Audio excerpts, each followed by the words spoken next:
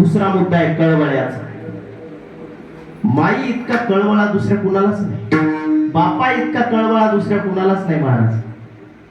ताप येऊ द्या लेकराला, रात्र रात्र मायबाप जागे राहतात. आणि त्याच माईला ताप येऊ द्या, लेकरू तर झोपते. हा फरक आहे, हा फरक आहे. पण अजून एक सांगतो, ते लेकरू जेव्हा बाप होते किंवा आई होती ती मुलगी, तेव्हा अंतःकरणात आपोआप तो कळवळा आहे, आपोआप.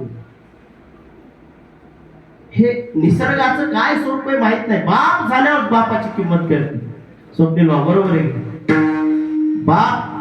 बाप झाल्यावर कळतं, आई झाल्यावर कळते. म्हणून लग्न झालेल्या पोरी जास्त प्रेम करतात. काय कारण आहे? तर हेच कारण आहे. विठाला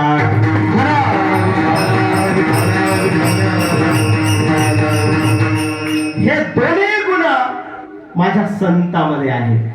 कुणामध्ये? संतामध्ये. प्रेमही आहे आणि कळवळा आहे. अजून एक बोलू, थोडस पुढे जाऊ. माय बापे सांभाळीती, पोटा लोभा कारणे पाळीती. केले उपकार सांगू मी काय, बाप न करी ऐसी माय.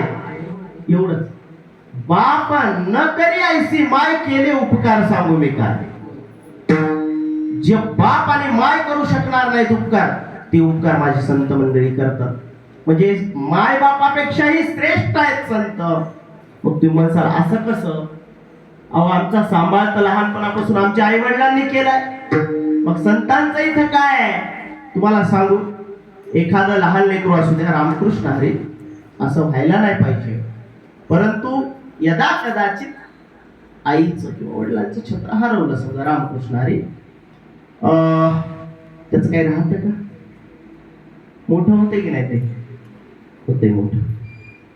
चला, मोठा झाला, ज्याला आई वडील आहेत असा मोठा झाला, माझ्यासारखा मोठा झाला, म्हातारा झाला, आणि त्याला संतच भेटले नाही.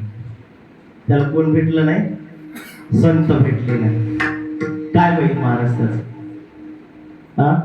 आयुष्य बरबाद होईल. काय जन्माला आला काय आणि मेला काय? काही अर्थ आहे का त्या जगण्याला? नाही अर्थ.